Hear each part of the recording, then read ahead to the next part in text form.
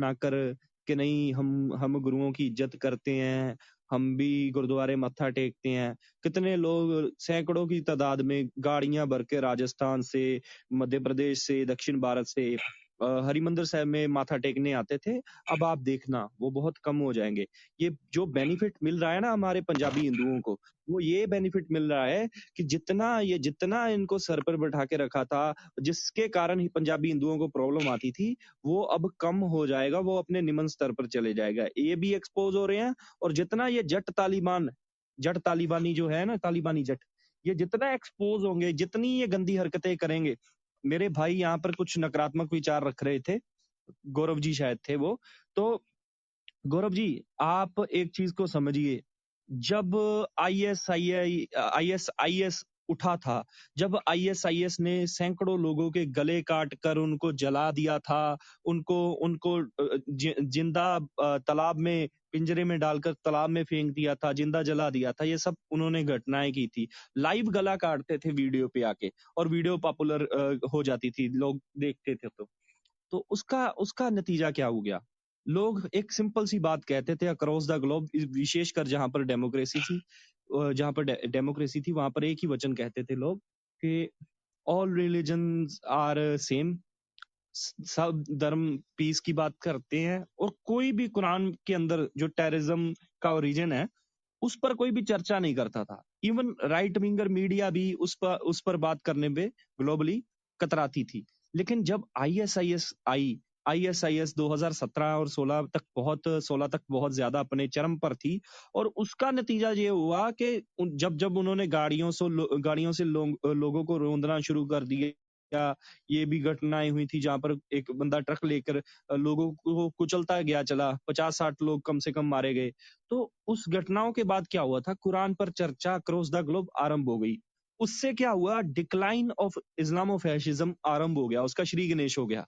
तो जितना ये तांडव करेंगे, जितना ये तमस उगलेंगे, जितना ये बुरी चीजें करेंगे, उतना ही हिंदुओं को लाभ मिलने वाला है, विशेषकर पंजाबी हिंदुओं को। उतना ही सिखिज्म का पतन होने वाला है। और मैं इनको अपना सच्चा शत्रु जानते हुए, इनको गलतियों पर गलतियां करते देखने पर मेरे को सबसे ज्यादा प्रसन्नता हो रही है। ऐसी एक घटना ना हो, मैं ईश्वर को कहता हूँ, सुबह उठूं तो ऐसी 100 घटनाएं हो, जिससे कि जो मैं अपना शत्रु धर्म भी है वो भी अच्छे से निभा सकूं, उसको भी देख पाऊं। इनके इनके द्वारा की जाने वाली जो क्रियाएं हैं, जो तालिबानी क्रियाएं हैं, वो जितनी बढ़ेंगी, इस समाज का पतन होगा। और जिस दिन इस समाज का पतन होगा, उस दिन मेरे को संतुष्टि मिलेगी जीवन में कि हाँ, मेरा जीवन सफल हुआ। जी, मैं डॉक्टर साहब आपसे थोड़ा सा काउंटर करूंगा यहाँ पे। देखिए, आपने कहा कि अब जैसे जैसे बाहर लोगों को पता लग रहा है, ये धार्मिक स्थानों पे आना कम हो जाएंगे, जैसे हरिमंदिर साहब वगैरह कम हो जाएंगे। तो ये कोई अच्छी बात नहीं है, ये बुरी बात है। बुरी बात कैसे कि अगर हम इस चीज को देख के खुश हो रहे हैं ना, तो फिर तो हमने दावा छोड़ दिया गुरुओं पे, फिर तो हमने अपने गुरुधामों पे, गुरुद्वारों पे अपना दावा छोड़ दिया। और यही चीज ये लोग चाहते हैं, जितने भी अलगाववादी हैं, जितने भी देशद्रोही हैं, वो यही तो चाहते हैं कि हमारे बीच में ऐसी खाई आ जाए कि हम एक दूसरे से, जैसे इस्लाम और हिंदुत्व है, वैसे ही सिखिज्म और हिंदुत्व हो जाए। लेकिन ये होना नहीं चाहिए, क्योंकि इन्होंने इतनी कोशिशें कर ली कि 84 पे भी इतना बड़ा घटनाक्रम हो गया, लेकिन फिर भी ये कांग्रेस जो है, ये हिंदू और सिख में वो दरार नहीं पैदा कर पाई जो इन्होंने चाहा था।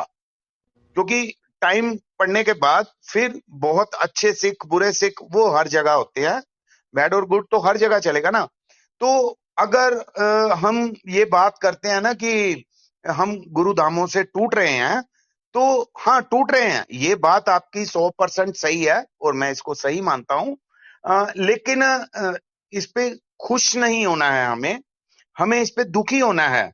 मतलब मैं ये भी नहीं कह रहा कि हमने ये करना है, वो करना है, नहीं। लेकिन हम, जैसे होता है ना कि हमारा परिवार का कोई व्यक्ति हमसे अलग हो रहा है और हम उसको देख रहे हैं कि वो बुरी संगत में फंस गया है, वो बुरे काम करने लग पड़ा है, हम उसको रोक रहे हैं, वो रुक नहीं रहा और ऊपर से हमारे ऊपर ही अटैक कर रहा है। तो जब हम कामयाब नहीं हो रहे और वो हम उसको देख रहे हैं गर्त में जाते हुए, हम उसको एक ऐसी मंजिल पे जाते हुए देख रहे हैं जहां पे सिर्फ और सिर्फ अंधकार है और बर्बादी है, तो हम वहां पे खुश नहीं हो सकते। हमें वहां पे इस चीज का दुख होगा क्योंकि वो हमारे परिवार का सदस्य है। ये बात आपकी सही है कि वो टूट रहे हैं लोग, हमारे लोग गुरुद्वारों में जाने से टूट रहे हैं, ये 100% सही है और इस पे खुश नहीं होना है हमें, बस मैं ये कहना चाहूंगा। मेरे एक छोटी सी बात करनी थी, क्या मैं कह सकता हूँ? जी बिल्कुल बिल्कुल। जो भी जितने भी स्पीकर पैनल पे बैठे हैं हमारे हिंदू भाई, मेरे को एक बात बताओ, आप जन्म से चूतिए थे या आप बने हो? बस इतना पूछना है। बस जी, आपको पैदा करने के बाद हम चूतिया हो गए। मेरी बात सुनो बाबू जी, जब हमने आपको पैदा किया ना, एक मिनट रुको आंसर लें दो भाई रुके कैसे इसको गाली दे रहा है? ਅਸੀਂ ਜਦੋਂ ਤੁਹਾਨੂੰ ਜੰਮਿਆ ਨਾ, ਅਸੀਂ ਇੱਕ ਮਿੰਟ ਰੁਕੋ ਜਦੋਂ ਅਸੀਂ ਤੁਹਾਨੂੰ ਬਾਕੀ ਜੰਮਿਆ ਨਾ, बन के लोड़े बड़े किसान तू आया यहाँ पे। ਓਏ ਆਫਤ ਆਨਸਰ ਦੇਖੀ ਕਿੱਡਾ ਮਿੱਠਾ ਜਿਹਾ। ਦੇਖੋ ਜੀ, ਪਹਿਲੇ ਤੇ ਆਪਾਂ ਬੜਾ ਸਿਆਣੇ ਹੁੰਦੇ ਸੀ, ਫਿਰ ਅਸੀਂ ਤੁਹਾਨੂੰ ਜੰਮ ਕੇ ਵੱਡਾ ਕਰਤਾ, ਉਸ ਤੋਂ ਬਾਅਦ ਲੱਗਾ ਯਾਰ ਆਪਾਂ ਤੇ ਚੂਤੀ ਹੀ ਇਹੋ ਜੀ ਗੰਦੀ ਔਲਾਦ ਜੰਮ ਦਿੱਤੀ। ਆਏ ਕਾਢੂ ਪਾਲ, ਤੈਨੂੰ ਕਾਢੂ ਕਰਾਂ, ਚੱਲ ਦਬਾਓ। बताया नहीं, बता दो। ਤੇਰੀ ਭੈਣ ਦਾ ਫੱਟਾ ਪਾੜਿਆ ਤੇਰੀ ਦਾ। ਓ ਬਾਗੀ ਓਏ ਬਾਗੀ, ਆਹੀ ਸੱਚੀ ਚੂਤੀਆਂ ਤੁਹਾਡੇ ਵਰਗਿਆਂ ਨੂੰ ਜੰਮ ਕੇ। ਸਹੀ ਗੱਲ ਆ, ਵਾਕਿਆ ਬੜੀ ਵੱਡੀ ਗਲਤੀ ਹੋ ਗਈ ਇਹੋ ਜਿਹੇ। ਬੜੀ ਵੱਡੀ ਗਲਤੀ ਹੋਈ ਜੰਮ ਕੇ, ਬੜੀ ਵੱਡੀ ਗਲਤੀ ਹੋਈ। ਫਿਰ ਉਸ ਤੋਂ ਬਾਅਦ ਵੱਡੇ ਕਰਕੇ ਬੜੀ ਵੱਡੀ ਗਲਤੀ ਹੋਈ। ਫਿਰ ਉਸ ਤੋਂ ਬਾਅਦ ਦੁਕਾਨ ਦੀ ਚਾਬੀ ਫੜਾ ਕੇ ਬੜੀ ਵੱਡੀ ਗਲਤੀ ਹੋਈ ਕਿ ਅਸੀਂ ਪੰਜਾਬ ਦੀ ਚਾਬੀ ਇਹਨਾਂ ਨੂੰ ਫੜਾਤੀ। ਗੰਦ ਬਹਾਇਆ ਇਹਨਾਂ ਨੇ। ਭਾਜੀ ਅਨਿਲ ਭਾਜੀ गल सुनो, मोहल्ले में एक घर था भूतिया, उसे सभी रोते थे जिसे अब आवाज नहीं ठीक आ रही, माइक थोड़ा पीछे करो, ज्यादा मुंह च बालिया है। मैं बोला आ रही है। हाँ जी आ रही है। हाँ जी, एक मिनट भाई, एक मिनट। मैं कहा मोहल्ले में घर था भूतिया, उस दिन सभी दुनिया रोई जिससे पैदा हुआ ये चूतिया।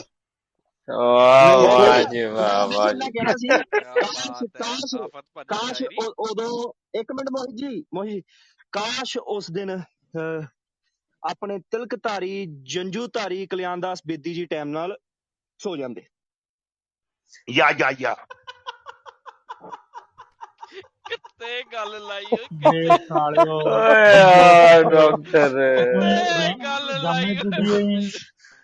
ਉਹ ਮੈਂ ਥੋੜਾ ਜਿਹਾ ਹੋਰ ਵਾਧਾ ਕਰਾਂਗਾ। ਆਓ ਚੂਦੀਓ, ਕਾਸ਼ ਉਸ ਵੇਲੇ ਕੰਡਮ ਵਜੂਦ ਚ ਹੁੰਦੇ। ਉਹ ਨਾ ਮਾਰਦੇ ਤੇ ਨਾ ਤੁਸੀਂ ਹੁੰਦੇ। ਨਾ ਫੜਦਾ ਤੇ ਤਾਂ ਜੇ ਹੁੰਦਾ ਉਹ ਹੈ ਹੀ ਨਹੀਂ। ਬਾਬਾ ਸਾਹਿਬ ਨੇ ਤਾਂ ਕੁਛ ਨਹੀਂ ਸ਼ੁਰੂ ਕੀਤਾ ਸੀਗਾ, ਆਹੀ ਆ ਭੋਸੜੀ ਦੇ ਹੈਗੇ ਆ ਜਿਹੜੇ ਗੰਦ। ਦੱਸ ਕੀ ਖੱਟਿਆ ਇਹਨਾਂ ਨੇ ਸਾਨੂੰ ਝੂਤੀਏ ਕਹਿ ਕੇ। ਸਵਾਦ ਲੈਣਾ ਸੀ, ਲੈ ਲਿਆ ਉਹਨਾਂ ਨੇ। ਨਹੀਂ ਦੇਣ ਆਏ ਸੀ। ਸਮਝੋ ਭਾਵਨਾओं को ਸਮਝੋ। ਯਾਰ ਵੀ ਤੁਹਾਨੂੰ ਮੌਕਾ ਦਿੱਤਾ, ਤੁਸੀਂ ਆ ਕੇ ਕਾਊਂਟਰ ਕਰ ਲਓ ਨਾ, ਗੱਲ ਕਰਨੀ ਹੈ ਜ਼ਰੂਰੀ। ਬਕਵਾਸ ਇਹਨਾਂ ਨੇ ਮਾਰਨਾ ਹੀ ਹੁੰਦਾ, ਫਿਰ 2-4 ਗੱਲਾਂ ਸੁਣ ਕੇ ਫੇਰ ਭੱਜ ਜਾਂਦੇ। ਹੁਣ ਸ਼ੇਰ ਸਿੰਘ ਜੀ ਆਏ, ਕੋਈ ਤੁਸੀਂ ਤੁਹਾਡੇ ਕੋਲ ਕੋਈ ਵਧੀਆ ਗੱਲ ਕਰਨ ਨੂੰ ਹੈਗੀ ਨਾ? ਮੇਰੇ ਕੋਲੇ ਕਾਊਂਟਰ ਤੁਸੀਂ ਕਰਨਾ ਗੱਲ ਕਰਨੋ। ਹਾਂਜੀ, ਮੈਂ ਨਾ ਅਨਿਲ ਬਾਈ ਦੀ ਪਹਿਲਾਂ ਗੱਲ ਸੁਣੀ ਸੀ। ਵੈਸੇ ਤਾਂ ਚਲੋ ਹੁਣ ਤੱਕ ਅੱਜ ਪਹਿਲੀ ਵਾਰੀ ਸੁਣਿਆ ਮੈਂ ਅਨਿਲ ਨੂੰ ਐਵੇਂ ਜੇ ਕਰਦੇ ਨੂੰ। ਚੰਗੀ ਗੱਲ ਆ, ਹਨਾ, ਪਤਾ ਲੱਗਿਆ। ਜਿਹੜੀ ਇਹਨੇ ਗੱਲ ਜੈਸੇ ਕੋ ਤੈਸਾ ਮੇਰੇ ਵੀਰ, ਜੈਸੇ ਕੋ ਤੈਸਾ ਨਹੀਂ, ਜੈਸੇ ਕੋ ਤੈਸਾ ਕਿਸੇ ਨੇ ਨਹੀਂ ਕਿਹਾ ਵੀ ਜਦੋਂ ਰਾਮ ਜੰਮਿਆ ਸੀ ਕੌਂਡਮ ਪਾ ਲੈਂਦੇ, ਕਿਸੇ ਨੇ ਕਿਹਾ? बकवास ना कर भोसड़ी दे। ਨਹੀਂ ਬਸ ਆ ਗਿਆ ਲਿੰਗ ਸਾਹਿਬ ਆ ਗਏ। ਜੇਕਰ ਆਪਣੇ ਜੇ ਉਸ ਦੀ ਰਾਤ, ਸੁਣ ਮੇਰੀ ਗੱਲ, ਉਸ ਰਾਤ ਬਿੰਦਰਾ ਵਾਲੇ ਦਾ ਪਿਓ ਅਗਰ ਸੋ ਜਾਂਦਾ ਨਾ, ਤੇ ਮੇਰੇ ਖਿਆਲ ਤੋਂ ਇੰਨੀ ਗੰਦੀ ਸੱਟ ਨਾ ਪੈਦਾ ਹੁੰਦੀ। ਇਹ ਹੈਗਾ ਭਾਜੀ, ਇਹ ਹੈਗਾ ਇਹਨਾਂ ਦਾ ਭਾਈਚਾਰਾ, ਇਹਨਾਂ ਦਾ ਭਾਈਚਾਰਾ ਹੀ ਹੈ, ਸੱਚੀ ਗੱਲ। ਹੋਰ ਖਾਓ ਗੁਰਦੁਆਰੇ 'ਚ ਜਾ ਕੇ ਲੰਗਰ। ਤੁਸੀਂ ਇਹ ਦੇਖੋ ਕਿ ਭਿੰਡਰਾ ਵਾਲੇ ਦਾ ਸਟੈਮਨਾ ਪਤਾ ਨਹੀਂ ਕਿਹੜੀ ਸ਼ਿਲਾਜੀਤ ਖਾਂਦਾ ਸੀ, ਸਾਲਾ ਇੰਨੀਆਂ ਔਲਾਦਾਂ ਜੰਮ ਕੇ ਚਲਾ ਗਿਆ। ਨਹੀਂ, ਇਹਦੇ ਕੋਲ ਪੁੱਛੋ, ਜਿਹੜੀ ਉੱਤੇ ਜੂੜੀ ਰੱਖਦਾ ਥੱਲੇ ਵੀ ਉਹੀ ਰੱਖਦਾ, ਵਾਲ ਵੱਧੇ ਰੱਖਦੇ ਤੁਸੀਂ। ਜੈਮਨ ਤਾਂ ਤੁਸੀਂ ਝੂਠ ਬੋਲਦੇ। ਮੋਹਿਤ ਤੂੰ ਮੈਨੂੰ ਉਦੋਂ ਆਪ ਕਿਹਾ ਸੀਗਾ ਕਿ ਉਹ ਗੇ ਸੀਗਾ, ਝੂਠ ਨਾ ਬੋਲਿਆ ਕਰ ਮੋਹਿਤ। ਅਰੇ ਮੈਂ ਮੰਨਦਾ ਵਾਂ, ਮੈਂ ਕਿਹਾ ਸੀਗਾ ਗੇ ਸੀਗਾ ਭਾਜੀ, ਉਹ ਇਦਾਂ ਵਾ ਵੀ ਉਹ ਟਾਈਮ ਦੇ ਹਿਸਾਬ ਨਾਲ ਬਦਲ ਜਾਂਦਾ ਸੀ। ਸਿਹਤ ਦੇ ਹਿਸਾਬ, ਸਿਹਤ ਤਾਂ ਦੇਖੋ ਅਗਲੇ ਦੀ ਸਵਿਚਰ ਜਿਹੜਾ ਸੀਗਾ ਤੀਰ ਹੱਥ ਚ ਸਵਿਚਰ। ਫੜਦਾ ਸੀਗਾ ਉਹ ਆਪਣੀ ਸਿਹਤ ਕਵਰ ਕਰਨ ਨੂੰ ਫੜਦਾ ਸੀਗਾ, ਇਸੇ ਕਰਕੇ ਕਿ ਉਹਦੀ ਸਿਹਤ ਕੁਝ ਜ਼ਿਆਦਾ ਹੀ ਕਮਜ਼ੋਰ ਸੀਗੀ, भाई ਜੇ ਡਿੱਗ उसका ਡੁੱਗ ਜਾਂਦਾ ਸੀ ਫਿਰ ਉਹੀ तो ਤੀਰ उसका ਨਾਲ पोता ਸਹਾਰਾ ਲੈਂਦਾ कैसे ਸੀ। है? उसका भिंडरावाले का पोता भी तो है, तो पोता कैसे हुआ? ਸ਼ੇਰ ਸਿੰਘ ਚਲੋ ਦੁਬਾਰਾ ਆ ਗਏ, ਚਲੋ ਇਹਨੂੰ ਸ਼ੇਰ ਸਿੰਘ ਜਿਹੜਾ ਤੂੰ ਡੀਪੀ ਲਾਈ ਯਾਰ ਮੁਲਕ ਹਿੰਦੂ ਕਾ ਹੈ, ਇਹ ਕਿ ਰਾਜ ਕਿੱਥੇ ਯਾਰ ਸਿੱਖਾਂ ਨੂੰ ਦੱਸੋ ਵੀ, ਮੈਨੂੰ ਤਾਂ ਸਮਝ ਨਹੀਂ ਲੱਗਦੀ ਕਿਉਂ ਤੁਸੀਂ ਆਪੇ ਵਿਕਟਮ ਬਣ ਜੰਨੇ, ਫਿਰ ਤੁਸੀਂ ਸ਼ੇਰ ਬਣ ਜੰਨੇ, ਜਾਣੀ ਕਿ ਇੱਕ ਪਾਸਾ ਥੋੜਾ ਜਿਹਾ ਰੱਖ ਕੇ ਚੱਲੀਦਾ ਹੁੰਦਾ ਨਾ। ਅੱਛਾ ਇਹਨਾਂ ਨੇ ਕਿਹਾ ਸੀ ਕਿ ਉਹ ਯਾਰ ਹਿੰਦੂ ਸਿੰਪਲ ਜਿਹਾ ਫੰਡਾ ਹੈ, ਮਾਰ ਦਿੱਤਾ ਤੇ ਯੋਧੇ ਕੁੱਟ ਪੈ ਗਈ ਤੇ ਧੱਕਾ। ਅੱਛਾ ਹੁਣ ਅਨਿਲ ਜੀ ਜਿੱਦਾਂ ਇਹਨਾਂ ਨੇ ਤੁਸੀਂ ਕਿਹਾ ਸੀ ਕਹਿੰਦੇ- ਹੁਣੇ ਅੱਛਾ ਹੁਣ ਗੱਲ ਕਰਾਂ, ਹਾਂ ਗੱਲ ਗੱਲ ਹੀ ਕਰੀ।